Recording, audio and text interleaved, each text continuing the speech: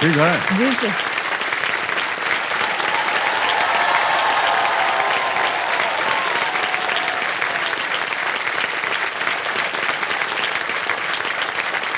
शौहर साहब देख रहे थे कैसे हाथ पकड़ लिया उन्होंने आपका। क्षमा चाहते हैं भाई साहब। नहीं नहीं वैसा वैसा कुछ नहीं। ओके, कंपेनियन के रूप में देवियों सज्जनों इनके शौहर आए हुए हैं। सैयद मोहम्मद अनवर अली जी इनका नाम है और बहुत बहुत स्वागत आपका हमारे इस कार्यक्रम में। शुक्रिया। तो देवियों सज्जनों हमारे सामने रक्षिंदा जी केबीसी की जो महफिल में आई हैं उनका एक बार फिर से हम स्वागत करते हैं। जोरदार तालियां बज जाएं इनके लिए। तो कल यहाँ इन टिमटिमाते रंगीन जितने भी बल्ब हैं ना, जुगनों की तरह ये जो स्टूडियो की लाइट्स हैं इनकी शायरी के हर शब्द तक चमक रहे थे। उसी चमक ने हमारे अंदर भी एक शायराना अंदाज जगा दिया है। रक्षिंदा जी, इसलिए आज यदि ये आप हमें इजाजत दें इरशाद तो हम सर, अपने इरशाद। दिल की बात जो है बिल्कुल हम सर। इनको सुनाना चाहेंगे। हमारी शेर व शायरी जो है इतनी उम्दा नहीं है जितनी आपकी है, सर लेकिन आपके मुंह से निकला हर लफ्ज बेहतरीन अच्छा ये सब होगा, बोलने की सर। जरूरत नहीं है। तो अर्ज किया है कि कभी कभी मेरे दिल में ख्याल आता है।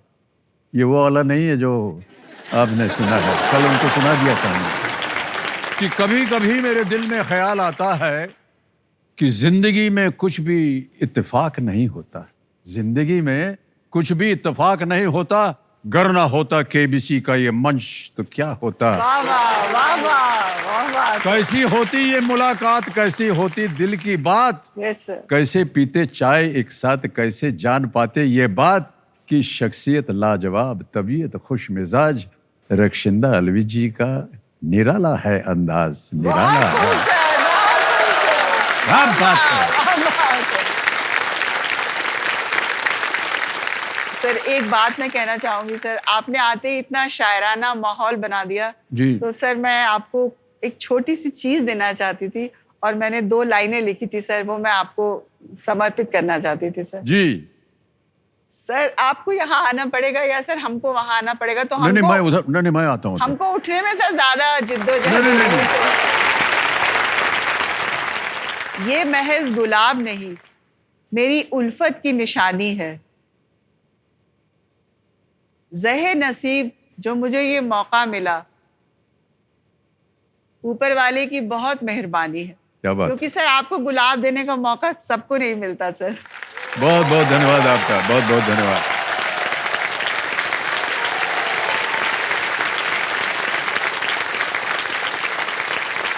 रक्षिता जी एक बात बताएं आपको, जी अभी सर। खेलने का मन नहीं कर रहा है हमारा आपके साथ। जी चाहता है कि बस यहीं बैठ के बस गप्पे झप्पे मारते रहें, आपकी शेर व शायरी सुनते जी रहें, सर। गुलाब को सूंघते रहें। हाँ, क्या बात है। बहुत बहुत शुक्रिया आपका, धन्यवाद, थैंक यू। ऐसे ही आगे बढ़ने से पहले ऐसे एक व्यक्तिगत प्रश्न है कि इतनी खूबसूरत शायरी आपने कैसे सीखी? मैंने ऐसी कोई पढ़ाई तो नहीं करी। उर्दू भी मैंने इंटर में शौकिया तौर पे सीखी। जी जी। मेरी अम्मी मदरसे की पढ़ी हुई थी तो ओह। उनको सिर्फ उर्दू और अरबी की ही तालीम जी, थी। जी, जी। जैसे मुझे याद है कि मैंने जब पहला अपना एक एंट्रेंस एग्जाम दिया तो मैं उसमें नाकामयाब हो गई। तो मैं घर आई तो मैं बहुत ही उदास और मेरा तो मम्मी बोली कि तुमने मेहनत तो पूरी की थी, हम तुमको देख रहे थे कि तुम रात भर पढ़ रही हो, तो तुम क्यों इतनी उदास हो, तुम्हें दूसरा मौका मिलेगा। तो लेकिन मेरा मूड पैपअप नहीं हो पाया। तो बोली अच्छा सुनो, एक शेर सुनो। तो बोली कि देखो ये शेर है, इसको गांठ बांध लो और जिंदगी भर जो है ये तुम्हारे काम आएगा। तो मम्मी ने ये शेर पढ़ा कि मैंने मांगी थी ये मस्जिदों में दुआ, मैंने मांगी थी ये मस्जिदों में दुआ, जिसको मैं चाहता हूँ वो मुझको मिले। फर्ज मेरा जो था मैंने पूरा किया, अब खुदा भूल जाए तो मैं क्या करूँ। हाँ, क्या बात है, बहुत खूबसूरत। बुजुर्गों की बातें जो है ना वो हमेशा कायम होती हैं। Yes, sir. हमारे भी बाबूजी ने कई बार सुना भी होगा आपने कि मन का हो तो अच्छा, ना हो तो ज्यादा अच्छा, क्योंकि उसमें समझ में नहीं आता था ज्यादा अच्छा कैसे हो सकता था। फिर उन्हें समझाया कि अगर तुम्हारे मन का नहीं हो रहा है तो फिर ये ऊपर वाले के मन का हो रहा है और वो हमेशा तुम्हारा अच्छा ही चाहेगा। तो ऐसी बहुत सी बातें। जी हाँ, परिवार में और कौन कौन है रक्षिंदा जी आपके? सर मेरी 2 बेटियां हैं। ओके। बड़ी वाली काउंसलिंग साइकोलॉजी में मास्टर्स कर रही है दिल्ली यूनिवर्सिटी से, और सर छोटी वाली एक यूएस में आईवी लीग यूनिवर्सिटी है न्यूयॉर्क में, कॉर्नेल कॉलेज, वहां ओके, से ओके। सर बीए कर रही है कंप्यूटर साइंस में। वाह, बहुत अच्छी बात है। सर जब मेरी शादी हुई तो जैसे हमारे यहाँ वैसे भी मिडिल क्लास मुस्लिम फैमिलीज में लड़कियों को बहुत ज्यादा पढ़ाया नहीं जाता था। जी जी। तो मेरी अम्मी हमेशा कहा करती थी कि लड़कियों को पहले खुद मुख्तार बनाओ, पहले वो अपने पैरों पे खड़ी हो और उसके बाद वो शादी ब्याह के चक्कर में पड़े।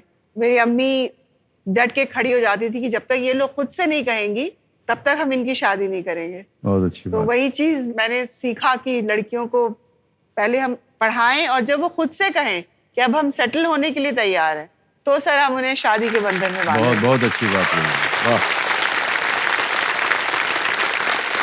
मैं आपको बताऊं, आप इस तरह से बात करती हैं ना तो इतना बड़ा उदाहरण आप दे रही हैं, एक प्रोत्साहित करते हैं आप जितने बाकी जनता जो देखती है और जितने यहाँ पर माता पिता बैठे हैं और उनकी बेटियां बैठी हैं उन सब के लिए ये बहुत ही प्रोत्साहन वाली बात होती है। बेटियों को आगे बढ़ते हुए देख करके बड़ा अच्छा लगता है। और रक्षिंदा जी आप खेल की ओर आ जाए, आपका ध्यान 25 लाख रुपयों का प्रश्न आएगा। जी सर। अब कोई लाइफ लाइन नहीं बची है तो बहुत ध्यान से खेलिएगा। जी सर। 13वां प्रश्न 25 लाख रुपए स्क्रीन के ऊपर ये रहा।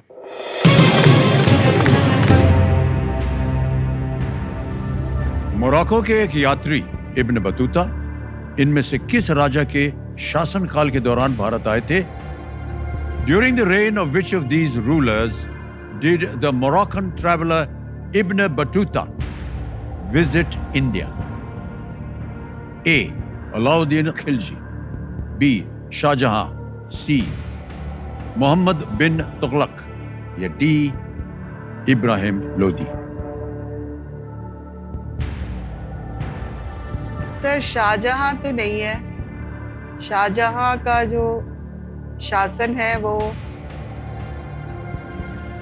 1600 और 16वीं और 17वीं। अब इब्राहिम लोदी भी नहीं है। और अलाउद्दीन खिलजी के बारे में मैंने बस उनके मिलिट्री कैंपेन्स के बारे में पढ़ा है। सर इसका जवाब सी होना चाहिए, मोहम्मद बिन तुगलक।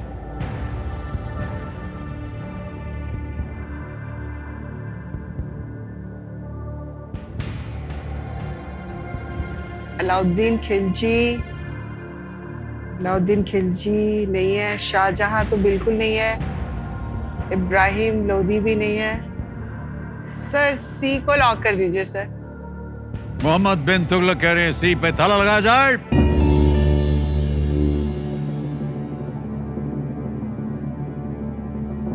इतना बढ़िया खेल रही थी आप, इतना बड़ा रिस्क ले लिया आपने रक्षिंदा जी, क्या कर रही हैं आप? अच्छे खासे 12-50 आप जीत रही थी और अब आप 25 लाख रुपए लेकर जाएंगे। वेल प्लेड रक्षिंदा जी, क्या बात है, वाह, well played, well played. Ibn Battuta का स्वागत जो है तुगलक ने किया था जी सर। और उन्हें दिल्ली का ग्रैंड काजी उनको नियुक्त किया था। जी सर। इब्न बतूता बगल में जूता। शायरी नहीं छूटती आपकी जहाँ कहीं भी आ जाती सर आप आज बहुत अच्छे लग रहे हैं, ये सूफियाना रंग आप पे बहुत जच रहा है।